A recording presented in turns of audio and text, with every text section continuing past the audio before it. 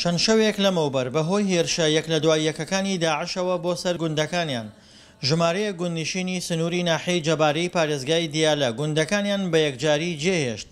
دانیشتوانی ئەو گوندانە دەڵێن هێرشی چڕی کردووەتە سەر گوندەکانیان و خۆیان شەڕی داعشیان کردووە و هیچ هێزێکی عراقی نەڕۆیشتووەتە هانایانەوە. وڵا کاکە خەفتیم لەناو حەوشە شەو ئەو نەمەزانی زرماتیە ئەوە زرما هاتمە خۆرە ڕم با خایدانش بسیەکەم ئەتر ئەنقلابەکە دووەشکە و هاون و بۆ ناو ئەوەیەکان ئیتر چار نەماک ئایلە کردە قژۆر لە ئەوەی نیمەی دەرەشوی نیمەی شەرمان کردتر ئەوە چارەسەرەکاوە بی وەڵا نازام تەوەق ئەوەی کردوین تر تەقینەوە داناین لە ڕێ شارت بەشکەم بەشنە ملیانە خەڵک ئەتێت خەڵک بێتە هاواری ئەوەیەکەوە عنیتر وەکش لەوێندەر ئەوەی کردن و شەر تا 3 ساعت 2 ساعت و نیم شەڕبی.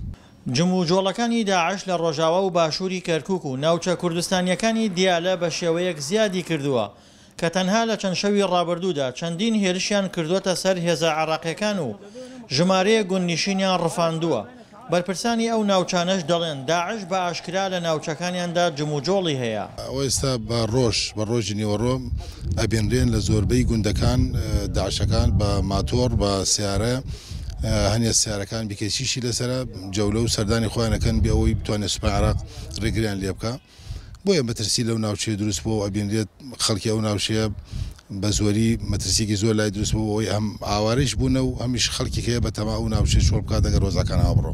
زۆربەی ئەو چەکدارانەی داعش پێشتر لە مووسڵ بوون بەڵام ئێستا لە سنووری زنجیرە چیاکانی حەمرین کۆبوونەتەوە و لەوێوە پلانی هێرشەکانی سەر کەرکووک و دیالەدا دەڕێژن. چەکدارێکی زۆر داعش کۆبووەتەوە لە سنووری حەمرین بەرنامەیان لە شار و شارۆچکەکان کردەوەی توریستی ئەنجامدان خۆک و ژیان ئامادە کردووە بۆ سنوورەکە. لە ئێستادا زۆربەی گوند و ناوچە دوورە دەستەکانی دیالە و کەرکووک لە بەردەم چەکدارانی داعشدا واڵان بۆ ئەنجامدانی چالاکی و هێزە عراقیەکانیش تەنها ناو شار و شارۆچکە و جادە گشتیەکانیان پێ دەپارێزرێت. دڵشاد ئەنوەر، دەنگی ئەمریکا، پارێزگای کەرکووک.